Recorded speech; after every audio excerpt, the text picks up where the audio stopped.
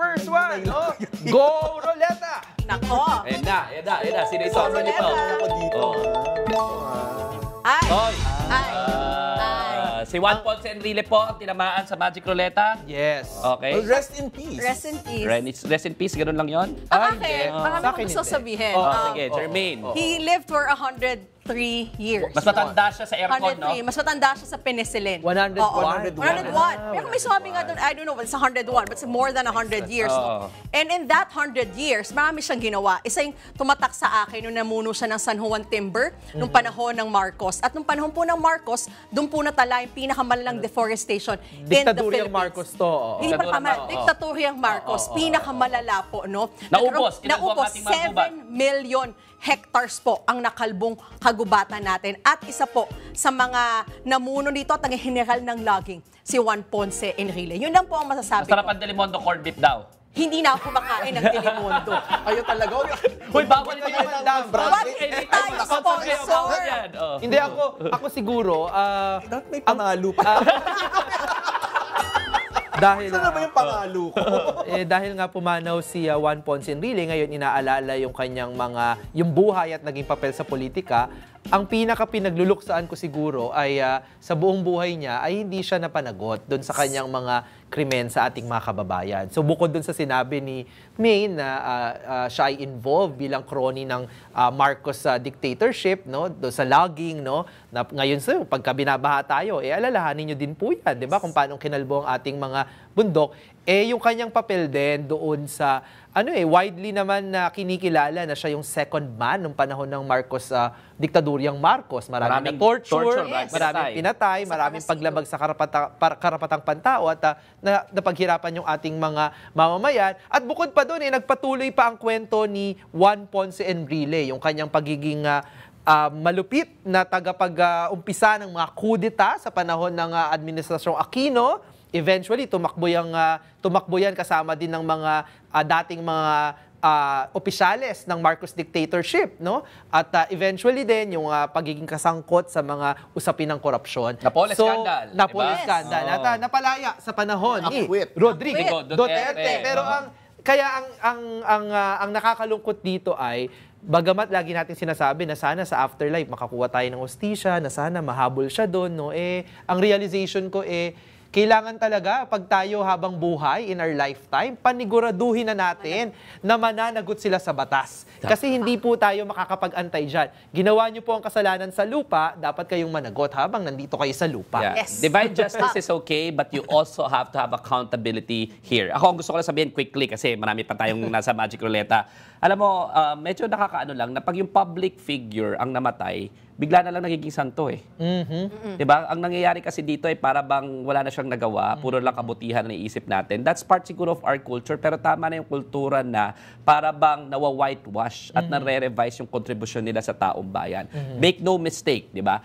Kahit sabihin ninyong matalino yan, kahit na sinasabi ninyo siya ang politically savvy, wag dapat doon nakatutok, di ba? Nakatutok dapat sa mga kontribusyon niya sa ating politika. And unfortunately, ang daming dugo sa kanyang mga kamay, ang daming korupsyon sa mga kamay ni Juan Ponce Enrile, at wag nating babaguhin just because namatay siya. Sabi Ewan ko ba, celebrate nila masyado yung political survival na mahaba. Ang mga paborito kong bayani, kay babata po yan ay pumanaw. Pero Correct. napakalaki ng kontribusyon sa ating bansa. Sabi nga, no one mourns Okay. the wicked. No. Okay. Quick na mga comments nyo, ha? Jermaine, Roleta. Okay na, magic! Guys, go! Roleta!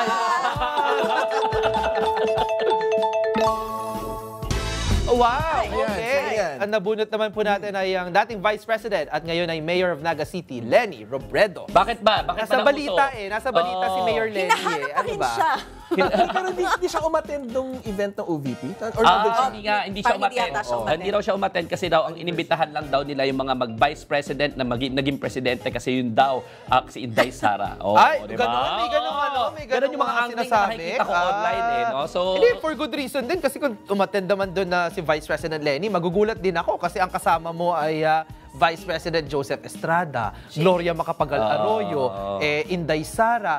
Parang ito, koalisyon ng mga koalisyon ng Dating mga Vice President. Dating Vice President. Wala naman tayo sinasabing iba. Ay, koalisyon ng, para sa akin, koalisyon ng mga mandarambong. Yan. Baka sindikato ba tawag doon? Baka sindikato. Sila po Ano yun. nagkaroon niya sila po? Guest Sila po lang sindikato. Guest lang po kami dito. OVP Mafia. Sila po yun talaga.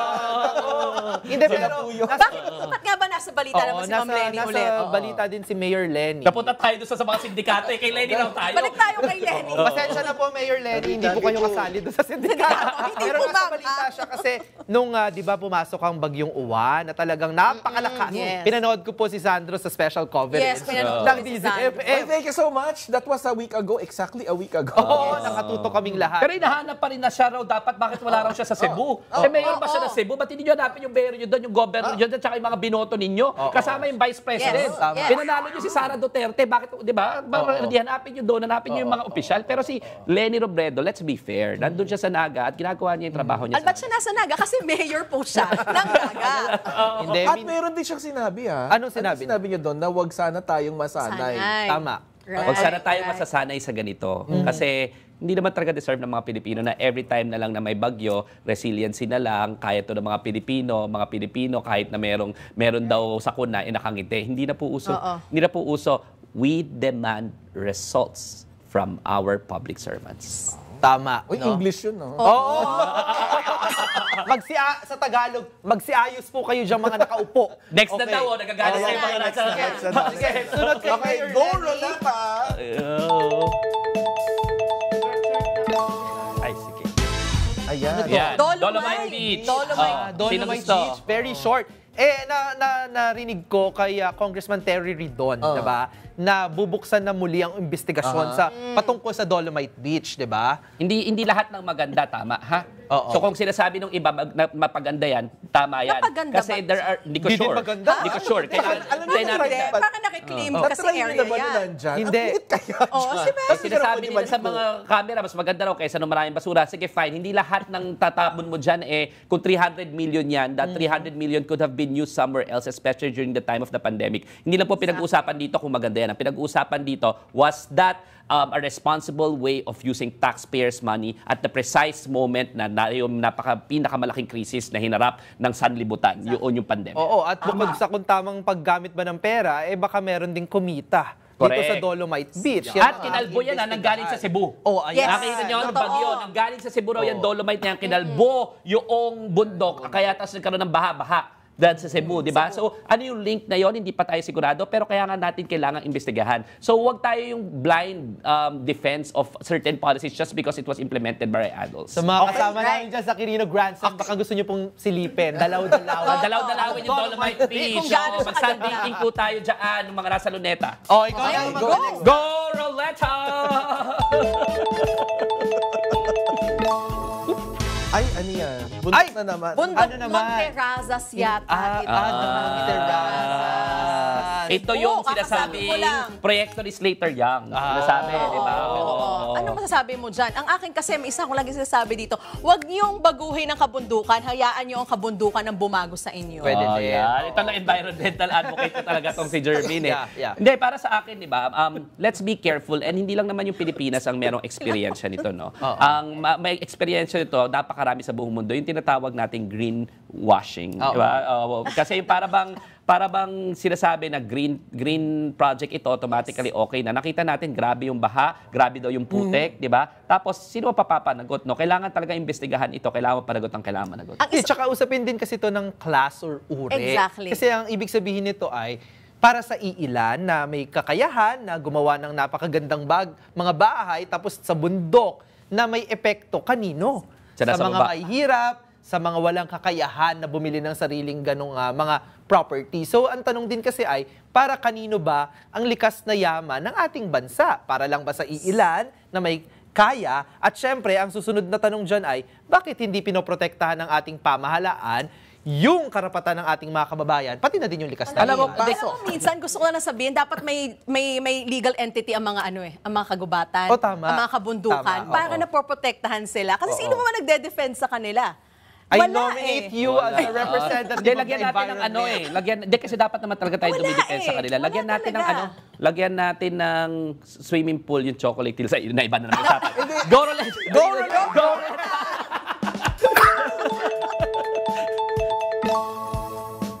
Ay, ito pa isa Sino yan? Isa pang Talaga. kulay Sierra green. Madre. Tuhog na tong usapan natin. the Oo. AI. Ito yung kumakalat na AI video ng Sierra Madre. Gusto ko lang sabihin, ang dami po kasing gumagamit ng AI. Alam niyo po ba na paggamit po kayo ng gamit ng AI, malakas po ang greenhouse gas emissions. No? So technically, yung pinapakalat yung pong videos on Sierra Madre, it doesn't make sense kasi nakaka-epekto po kayo sa lalong pagsira ng ating kalikasan. Pero maganda ba ang dulot niyang Sierra Madre? Yes, pero ang tanong, pinag-usapan namin to ni Cleve kanina. Oo, ang batay sa mga pag-aaral ng ating mga scientists, Yes, ay at hindi mga po ako scientists. kasali dito ha. Ariel Ross, hindi. May ano din, parang kumbaga sa popular imagination natin, yung Sierra Madre nakakatulong sa pagtigil ng mga bagyo, di ba? Pero depende din yan kung nasa ang bahagi ka ng bagyo, Yes. di ba? So may yung Cagayan Valley, syempre talagang medyo pabor sa kanila yung Sierra Madre, no? Pero in fact, lumalabas pala sa pag-aaral, kapag dumadaan doon yung bagyo, nagkakaroon ng kiskisan sa bagyo at Buti sa... pa yung... Baka naman makatawag tayo ni MTRCB chairman. Pero yun nga. Hindi, may kiskisan, lalakas ang ulan sa ibang bahagi, kagaya sa Metro Manila. So may ganun din Yes, na isa pa. kailangan ikonsidera. Last na lang din kasi next na daw. Ang nakakalungkot lang, lagi tayo parang thoughts, prayers, and Sierra Madre na lang tayo. Huwag nating iasa kay Sierra Madre. Paano tayo poprotektahan ni Sierra Madre at ang ating kalikasan kung ang ating kalikasan na hindi natin pangangalagaan? We need climate-driven solutions and policies. Tama na po yung resiliency, yung climate, yung ating laging na relief operations. We need actions. We need accountability. We need policies. that Wag protect iasa them. sa Sierra Madre. Yes. Pangalagaan, pero wag iasa sa Sierra Madre ang disaster response natin. Dahil hindi naman po ibinoto ang Sierra Madre para patakbuhin ang pamahalaan. Pero empirically, di ba, they help. They Yes, help. yes, yes. One way or another. Kaya dapat Sierra protektahan Madre pa din. Cordillera. Okay, go go, Roleta! Hindi Ano ko naman? mapigil Sino yung mga naman? tao.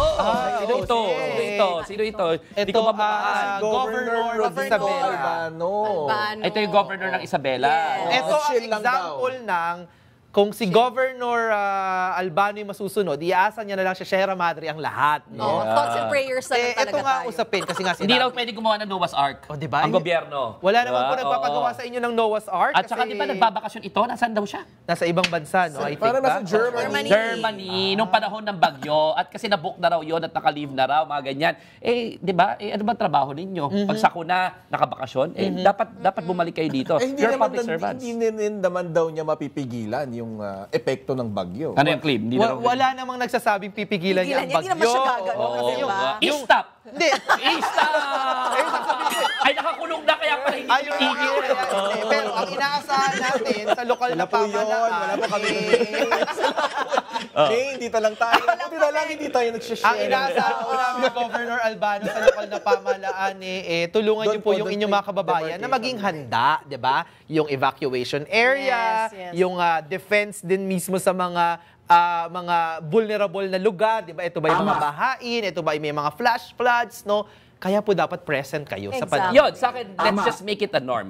It's not too much to ask from our public servants that when there is a national disaster of that magnitude, you're here on the ground. Exactly. Because your constituents are suffering. Huwag niyo po Hindi kaming yun gaslight. hindi yun malaking Ask. ask sa inyong mga public servants. Okay. Roleta! Go, Go, Para kaming may race dito. Oo, mabilisan. Ay, Ito. Okay. Yan. Ang House Speaker naman po natin ang lumabas sa ruleta, Boji D. May na-file. May final yan. Anong final niya? Binanggit niya sa Kamara na dapat daw ay binanggit. gawing prioridad na priority. ng House of Representatives ang Ang anti-dynasty. anti-dynasty. What do you think, Zandro? Maganda yan. Maganda yan. Pero yun nga kasi may connect dahil nga siya rin mismo ay galing sa isang kilalang political dynasty. Grabe. Grabe, Lahat yata sa Isabela, no? Yun siguro yung sinasabi natin, no? Na parang a little bit, siguro naman, simulan mo yung sa sarili mo. Exactly. And when you are proposing a measure, what we're looking for from our public servants, in a lot of instances, yung meron ka naman konting moral ascendancy to be the one, to be the proponent. No, mas maganda siguro ginamit mo na lang yung House spokesperson para sabihin yan. Kasi parang nawala lalong effect yung latoy ng inyong sinseridad na question pa kung totoo ba yung sinasabi niyo. Pero ang maganda dyan, merong start, merong simula. Ang tanong na nga lang din dyan, ipapasa kaya rin to sa Senado? So it's another Dami different nila. animal altogether. Ito yung take advantage ko na, no? Merong tinatawag na contra-dynastia movement movement no na mag-i-initiate na noong People's Initiative kasi hindi meron talaga mga certain Hindi natin measures. mapagkakatiwalaan kasi yung Kongreso. Di ba? At ilang tagal na yan, ano to, panlalansi ito, dapat yung tao na mismo. Kaya kung magkaroon na ng People's Initiative, measure yung kontra-dinastiya na aming inaayos ang ngayon. Meron na nga kaming draft petition. You will hear from us in due course. Sisimulan na namin yan. Dali na nga ang Dynasty sa Sierra Madre. Yes! Go, Rolella!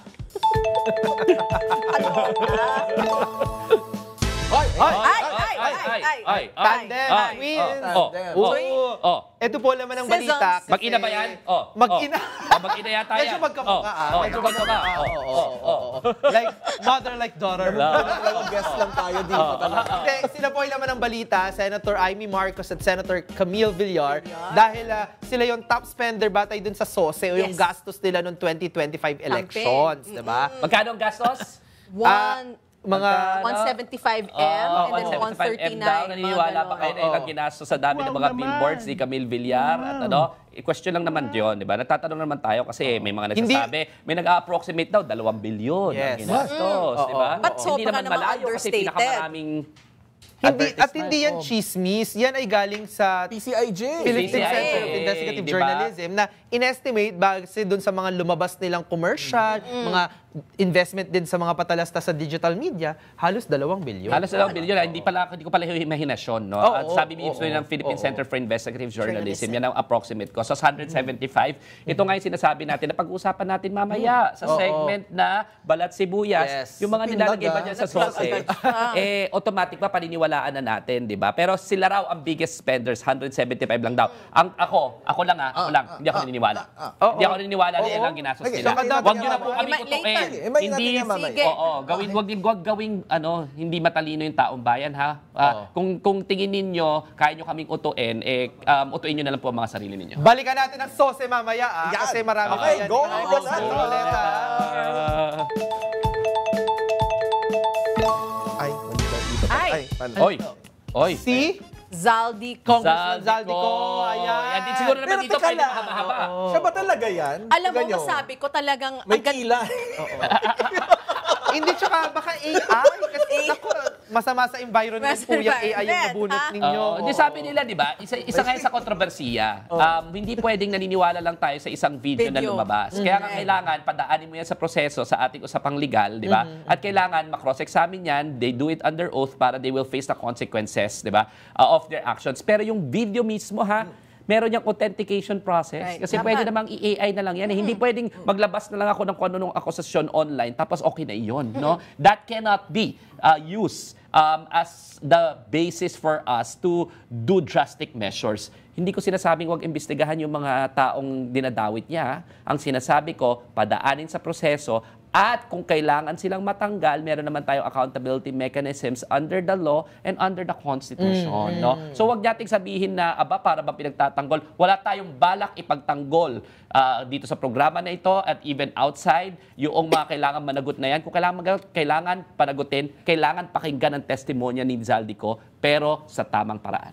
Ako, parang bilang political observer, ang iniisip ko naman, syempre, iwan ko na yung usaping legal, no, kay Attorney Dino, na ang tinitignan ko lang ay, ano yung panahon na naglabas ng expose itong si Congressman Zaldico? Ano yung nangyayari, di ba? Timing. Right.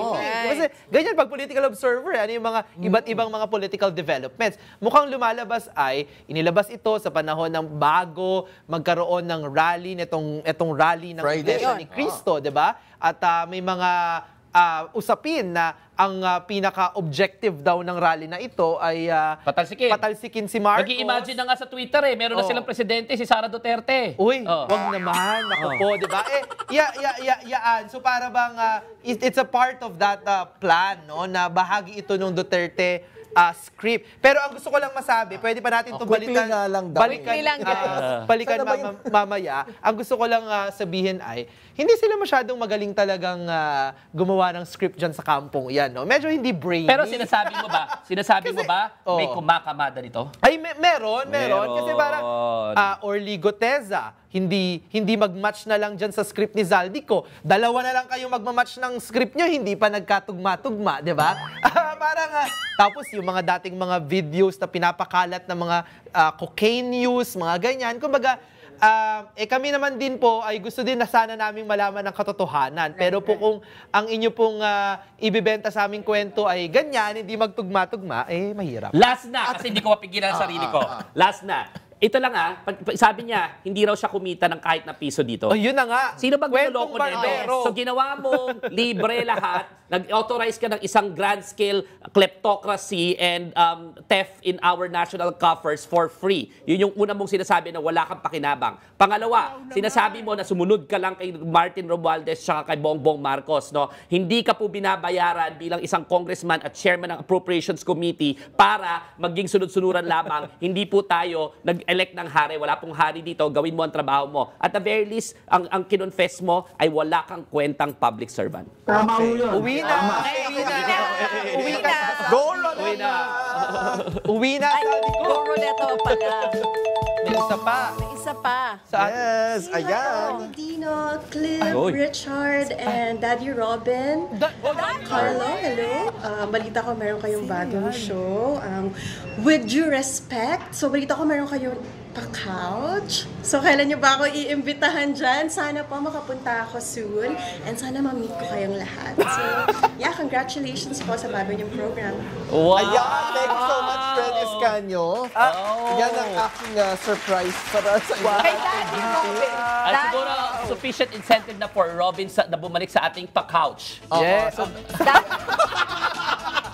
Okay, nagkakaintindihan tayo. Okay, yan si Ren Escanio. Okay. Maraming Thank you very salamat. much. Thank you, Ren. We hope to meet you. Bisita kayo dito pag nandito si Daddy Robin. Daddy Robin. Oo.